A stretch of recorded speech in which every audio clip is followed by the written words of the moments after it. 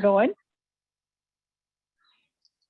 All right, so I'm going to say, welcome everybody to our June 24th new grantee staff transition committee meeting. We're going to talk about gearing up for summer today, and we're starting with just a quick round of introductions.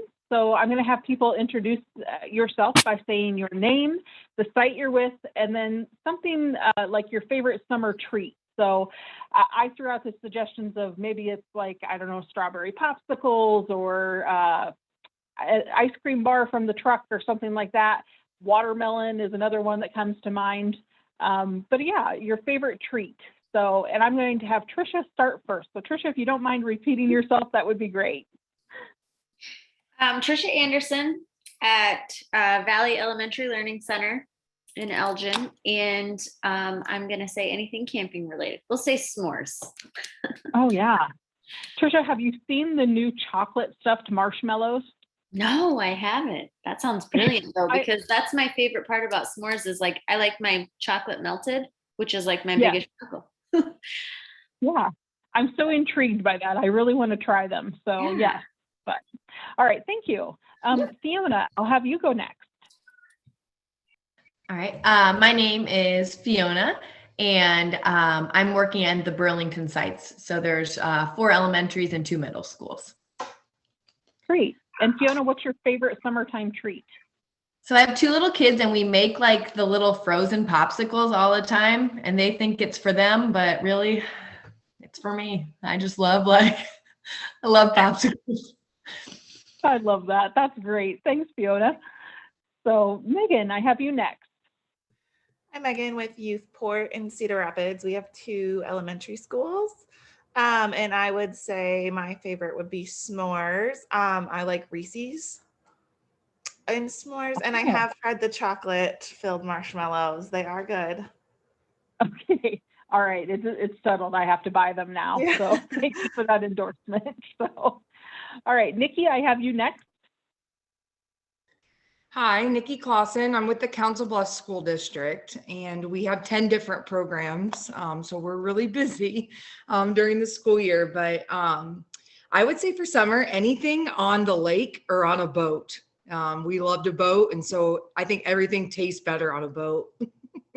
Yeah, again, it's so funny how, again, certain situations, the food tastes better. Like you could eat a slice of turkey in July, and it doesn't taste nearly as good as it does at Thanksgiving. So, so yes, location.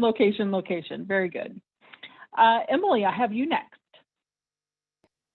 Hi, everybody. I would be on camera, but I'm currently dealing with my son who's learning how to walk and just bumped his head. So it's a mess over here. But I work with Crystal at the After School Alliance and support 21st Century along with Vic. I was going to say s'mores, but Crystal knows that I'm not an outdoorsy person. So I make the s'mores like in the pan in the oven. I don't know if anybody's done that where you just put the marshmallows and stick some chocolate in and it's like a dip. I just did that the other day, but Des Moines has this new place that is called Monarca, and it's gourmet paletas, which are like Mexican popsicles, and they take you through this whole process of like creamy popsicle or fruit popsicle, and they dip it in chocolate and they put toppings on it, and we've been there like 5 times in the past 3 weeks. So I feel like that's going to be a big hit for us this summer. Absolutely. Yeah, maybe we'll have to do that on a day that I'm working in Des Moines or something too. So yeah, it's right by the office.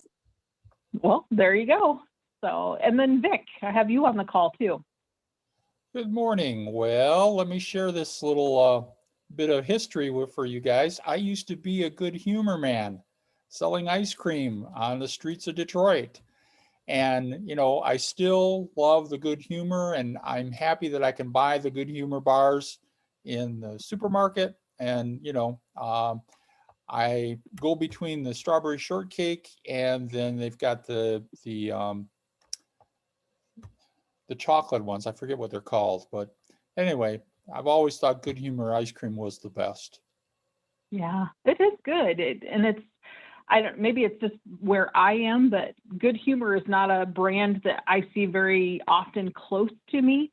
So if I see it when I'm away from home, I do like to try to buy some if I can. So very good. I'm Crystal Hall. I'm with the Iowa After School Alliance, and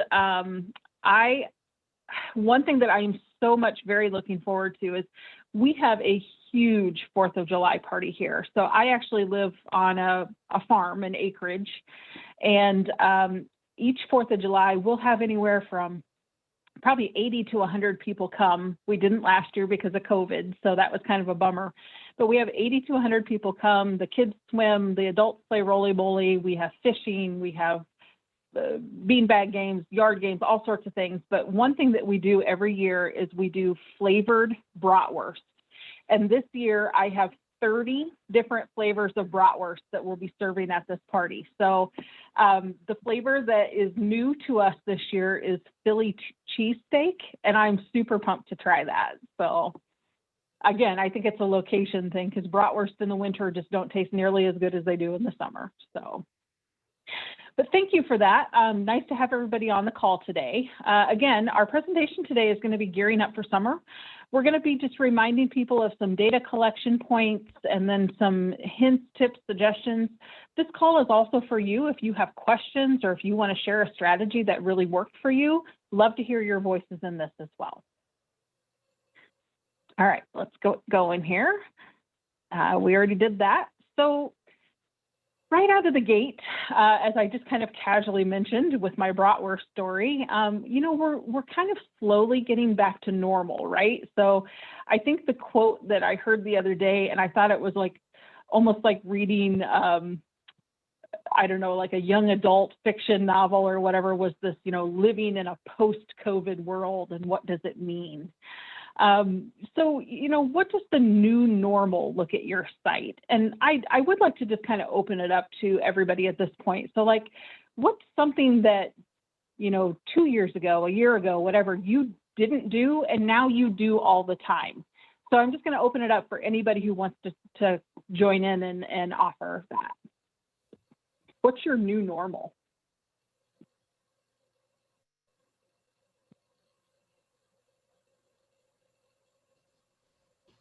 At our schools, just at the end of the year when the governor lifted the mask ban, I had started just this year. So like a lot of kids, I didn't really know what they looked like. And I was like, oh, that's what your whole face looks like. Wouldn't have seen you or stopped you on the street because I only knew your little eyeballs. So just seeing full faces, I don't know.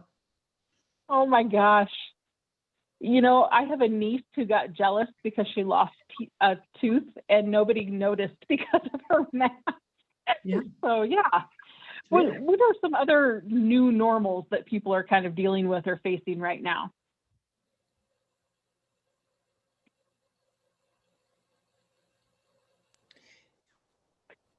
Can I make an assumption? Oh, sorry, go ahead, Nikki. I was just going to say, you know, when we started this year, we had all new staff, all new full-time staff.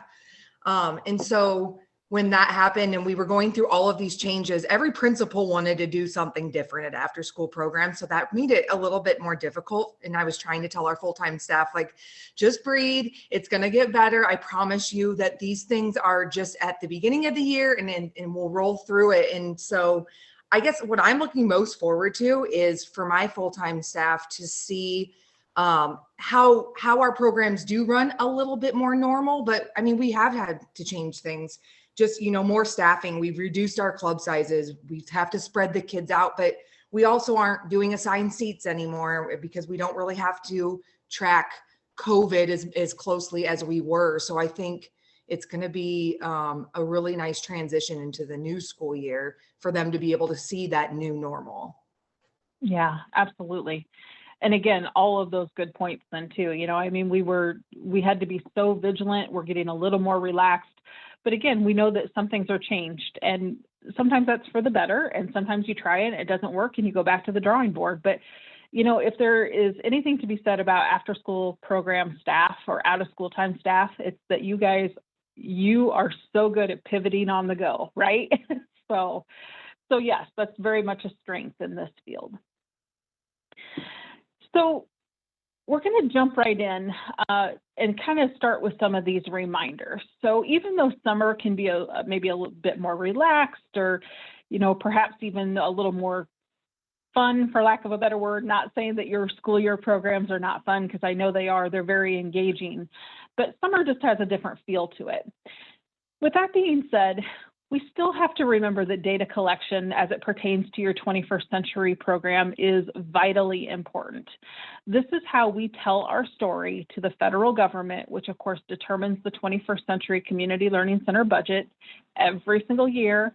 You've probably heard Vic say in the past that we are on the chopping block almost every single year, yet typically a bipartisan effort comes together to kind of save this program, so to speak, because they know that we're doing good work.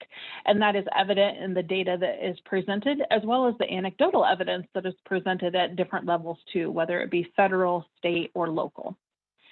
So we do have a template for you to be able to do your tracking on. I do have the link there on the slides, and I'll share the slides and recording out with everybody after the meeting today.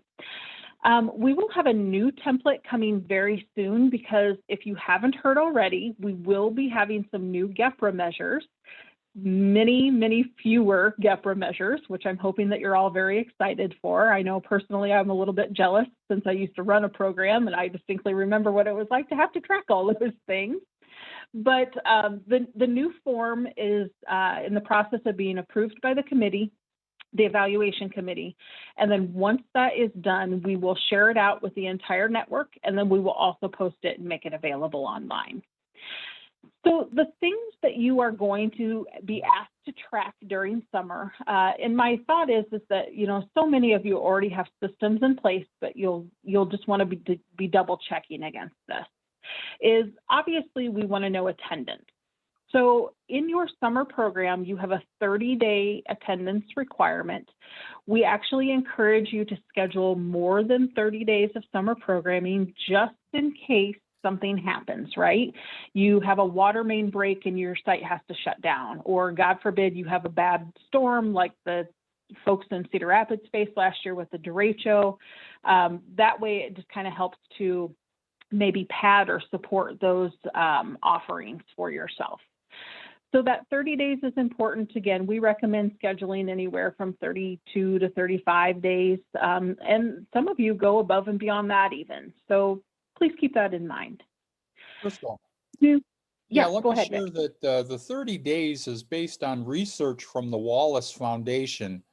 And that's why the department, U.S. Department of Ed, made a requirement for a minimum of 30 days before they would even count the student. And so we're going to keep that requirement of 30 days because it's the minimum size you need to start making academic progress with kids. So if you can offer 40 days, you're going to increase your odds of making even more academic progress and bridging those achievement gaps. Absolutely. Yeah, that's a great point, Vic. And if anybody's interested in that research, just reach out to me because we do actually have that easily available to people who want to learn a little bit more about that.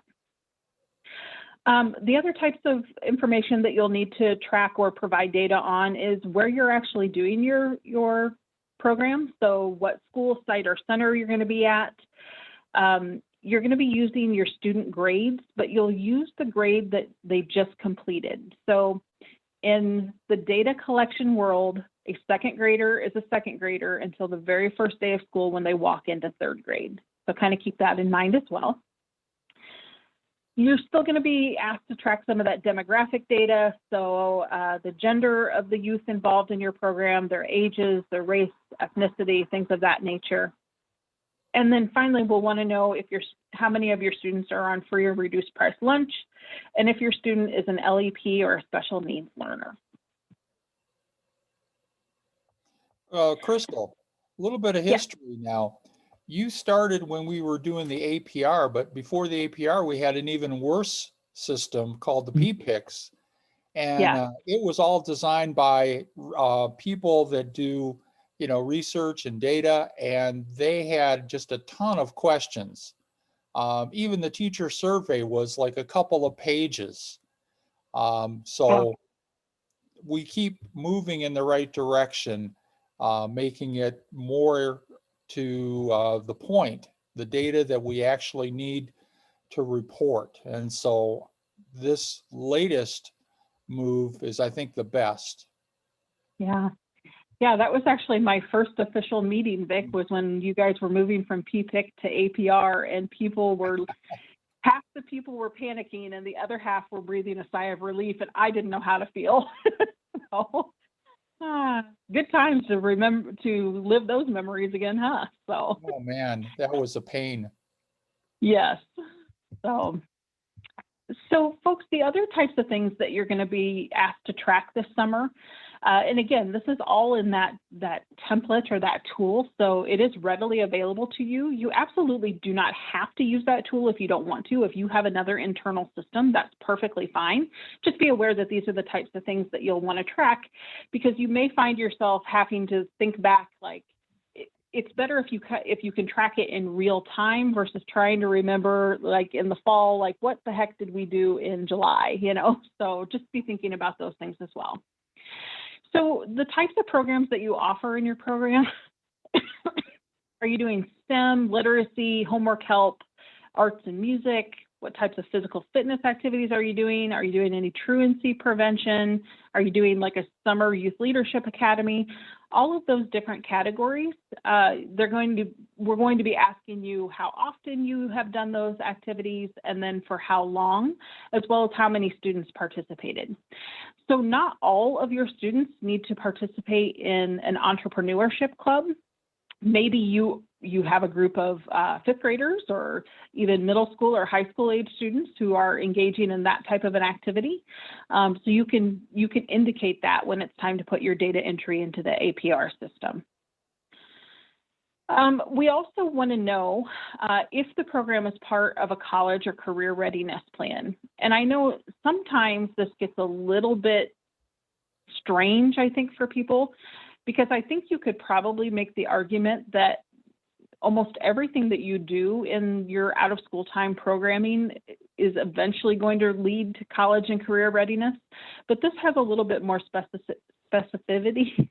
Gosh, I can't talk today around it. So Vic, do you have any guidance on what qualifies as a college and career readiness approach versus not? Well, first off, everybody should have a partnership with their local community college for adult literacy. So that helps you to go and work with your local college to support college and career readiness. Now, most of our programs are elementary, so we don't expect these kids to be doing work studies or, job shadowing, not in the first grade, second grade, something like that. However, what you can do is career exploration at the elementary level. You could even do a field trip to your local community college at the elementary level. And that would be the extent of your, college and career readiness. Now, middle school, again, you're going to do more of that career exploration, field trip to the college. And then in high school, we want you to start doing those career partnerships where they might earn a certificate, they might do some job shadowing. So it's based upon, grade levels. We don't want to overwhelm a little kid. Plus there are, labor laws in place. We can't have a first grader going in and be in a work study, for welding, for example, so we've got, a nice path set up. But I think that sums it up pretty good. Yeah, thank you for that. So as you're doing or planning your summer activities and you have a question, like, I don't know if this is college and career readiness, you can always reach out to Vic or myself and we can help with some guidance for you for that. Another piece of information that we're going to ask you to collect is your staffing patterns. So how many administrators are connected to your program, paid staff, college students, and then community members or volunteers. And for this one, you'll also want to consider if they are paid for with your grant dollars or if they are not, because you'll have to indicate one way or the other for them. So for example, I'm assuming that most of you are not paying your building principal out of your 21st century grant. Hold on here. There we go. We're going to do a mute real quick. assuming you're not paying your building principal out of your 21st century dollars. But he or she is also probably lending some type of support, whether it be, you know, assisting with alignment for the school day or helping you to coordinate something with a field trip or even just, you know, general building needs and whatnot. If they are contributing to your program, you'll want to indicate that they are an unpaid component of that. Does that make sense? Are there any questions about any of the data collection points that we've spoken about so far?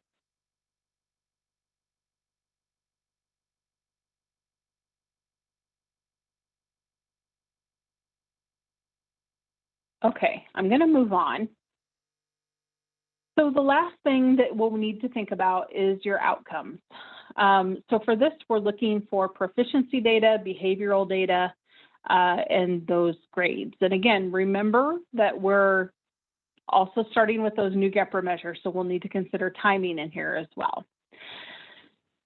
Last but not least, two more things. If you happened to miss the best practice webinar this week about those new GEPRA measures, it is recorded with the slides and can be found on the website. So if you go to 21cclc.com, let me grab that just real quick here and I'll pop it into the chat so that you can find where the information is regarding the new GEPRA measures and the timeline. So let me put this here. You can find it right there. Just look for the June 22nd recording. And then the last thing that I'll say is you all, go ahead, Vic. Okay, on local objectives. Oh, yeah, go ahead. Look at how many fingers am I holding up? 5. So that is a good number of local objectives. Don't go overboard. You know, sometimes you may have an evaluator that just loves to add more things to measure. And I don't know if they're doing piecework on this, but you know, you don't need to go overboard. We've got one that had 35 local objectives, and of the 35, they met 25 of them. So, you know, I work with folks and say, listen, let's try to, you know, modify this so that you have a reasonable and measurable local objectives. So for that group, I'm going to suggest that they reduce their local objectives below 25. So, and let's make it the ones that they are meeting, not the ones they can't meet because they couldn't get the data. So, you know, keep that in mind. And if you have a question on local objectives, reach out to me because you don't want to have measures that make you look bad. Yeah. So again, you all have local objectives. Those were written into your RFA, your grant application. So if you are not the person who wrote that grant, you may want to take a look at that document just to remind yourself what your local objectives are. And then again, if you have to do some tracking over the summer, you'll want to be able to make sure that you have those as well. So a couple of examples of some local objectives that I've seen from some of you or some of your sites is some of you might track STEM-based programming and have a local objective around STEM. I've also seen local objectives around staff development, and I've also seen local objectives around things pertaining to things like field trips or hands-on experiences or whatever. And what a great time in the summer to be able to kind of check that box then for your local objectives. Okay, let's move on here. So when it comes to your activities in the summer, you are still expected to incorporate academics into your daily program routine. Like it can't all just be fun and games and you know, swimming and whatnot, you know. So, but we do encourage you to think about, you know, maybe a bit more relaxed approach, thinking about ways that you can incorporate summertime opportunities into your academic outreach. So for example here, more outdoor activities. You might think about doing a gardening club or, nature exploration, partnering with your local conservation group, things of that nature. There's even some local colleges that have maybe some environmental stewardship work or clubs or approaches that you could partner with for those types of things. You can always incorporate academics into a field trip. You just have to maybe be a little bit creative and think outside the box sometimes. But if you think about academic trips to places like the zoo, a park, a museum, you could really build out like a whole, week, 2 weeks, a few days, whatever, of academic components as you prepare those kids for that field trip. One of the most creative ones that I think I've ever seen was a trip that somebody was taking to a water park, and they did kind of like a mini unit on physics about how quickly things would move from one place to another place at different angles and different speeds of water and so on and so forth. And then they tested that when they got to the water park, and they were able to kind of shoot down the slide and do some of those things. So we also would encourage you to think about physical games, having those educational components. Sorry about that. Spelling word basketball is an example I've seen in the past. Sight word kickball. Can you hit these certain words with the ball? Foursquare is another one that went over really well. And then also thinking about some of those rainy day activities then too. I'm going to call Megan out here for just a moment because she put together a really fun and engaging math football game that's actually just played on a piece of cardboard that she designed with these different little props and whatnot. And the kids love that activity. But really what it was doing during that time was helping with their addition and subtraction as well as multiplication skills. Again, STEM, perfect time in the summer to do your STEM activities, especially because you can be outside, so you can have messy, drippy, blow up stuff, as long as you're being safe, of course. And then we also want to think about social emotional learning and how those can be incorporated into your everyday daily activities, not just for summer, school year too, of course, but summer is also a good time to really focus on SEL. So what are some of those things that you guys are doing this summer at your sites that you're super excited to try, or something that's kind of like tested and the kids love, or kind of those tried and true type of things? So anybody want to unmute or pop into the chat something that you have been doing or that you will do?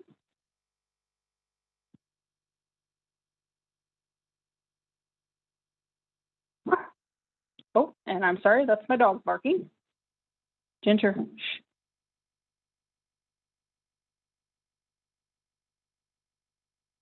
Anybody have any field trips scheduled this summer that you're really looking forward to?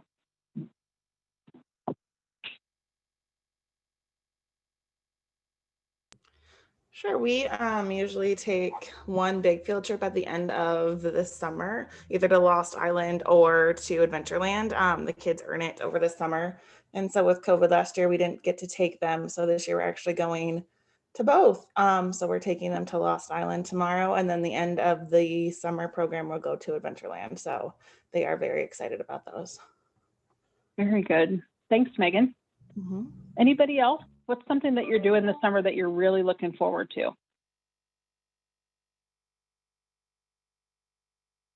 And again, feel free to use the chat if you can't or are not maybe in a good place that you can unmute yourself right now. Ginger.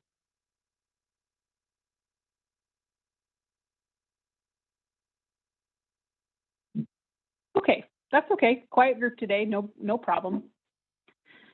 All right, so finally, I want to talk a little bit about your program hours, and we did mention this casually at the beginning of the presentation today.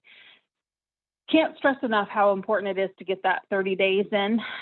So we really do encourage you to schedule more than 30 days, sorry, not 30 hours. Have the example here about 35, just to make sure that that expectation is met. So, and again, summer brings kind of a whole new list of reasons for cancellations. You don't have to deal with the snow. Guys,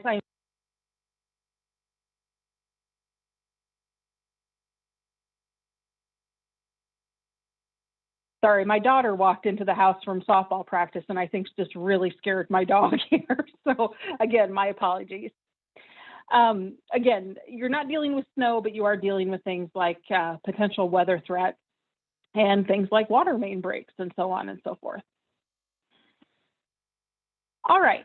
So the other thing I want to mention too is that, again, most of us are back in person, and what a great feeling that is. But we also know too that our worlds have been forever changed by the need to respond to youth and families virtually. So I did want to include a slide on here that you can think about if you want to do some type of virtual engagement, either in the classroom with kids, or if you have kids who are doing remote learning for whatever reason, because we know that circumstances come up. These are just a few virtual resources that you might want to consider using. They're pretty kid-friendly. You can do a lot of really fun, engaging things with them. And if anybody else has any others that you'd like to share out, I think that would be great.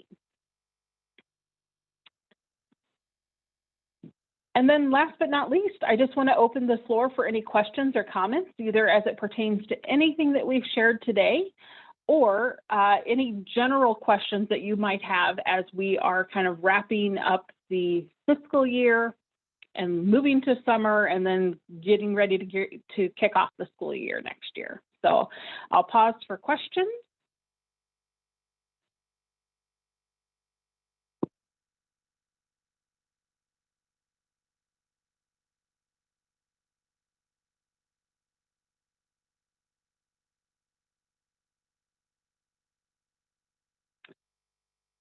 Okay, not hearing any immediate questions, and that's fine. If you do think of something, never hesitate to send an email to Vic, myself, Brittany, or Emily, my other coworkers at the Iowa After School Alliance. We're certainly here to help you.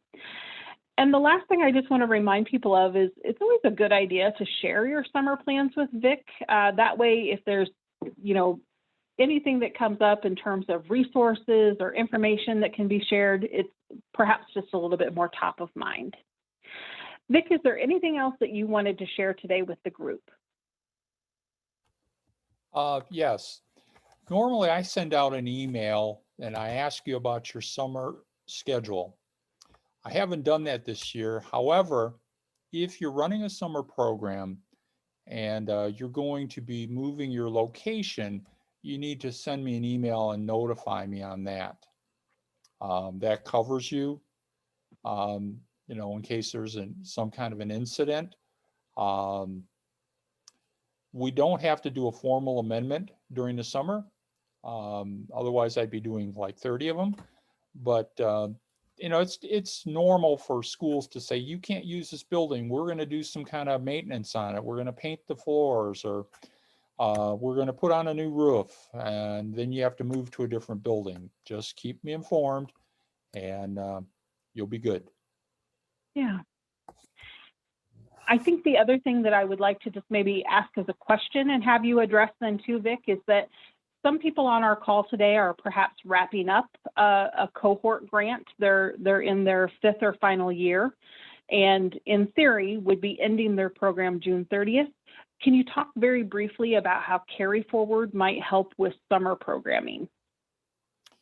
Well, we've been pretty generous on that, and those contracts are going out now. So if you've got that extra money to use, even though your grant may be ended June 30th, if you're still getting money from us, technically all those rules still apply until the money runs out. And if you got to carry forward, a lot of times it's until September 30th. So that gives you plenty of time to expend those funds because, the pandemic. But I think a lot of kids are really excited about getting back into programs because they've been sitting at home, and do your best to get them outside. These kids need the sunshine for their health and well-being. So try to limit the stuff you do indoors. Certainly don't have them out in the pouring rain, but you can do a garden, You can do a lot of fun things with them, playing some of these games outside. You can even do reading take them under a tree and read them a story. And you're going to get huge dividends from them. And that's everything we do, keep in mind, is focused on helping the kids. Yeah. So if you have questions about your carry forward, I would encourage you first to start with your own financial team to figure out if that request was made. And then if you need further assistance, you can always reach out to Vic for that.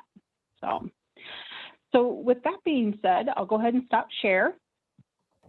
And if there are no other questions, we'll go ahead and end the call for today. I do want to let people know that we will not have a new grantee staff transition committee call in July. So that will not happen, and we will go ahead and resume in August. But some of you will remain on this committee, some of you will not because of transitioning and so on and so forth. Again, this committee is really designed for those new grantees or for staff who are transitioning into a new role. So some of you have kind of done your due diligence, so to speak, with the committee, and you're always invited to stay, but I know some of you also will be moving off. But with that being said, look forward to seeing everybody, or at least the majority of you, in August. And take care. Hope you have a great summer.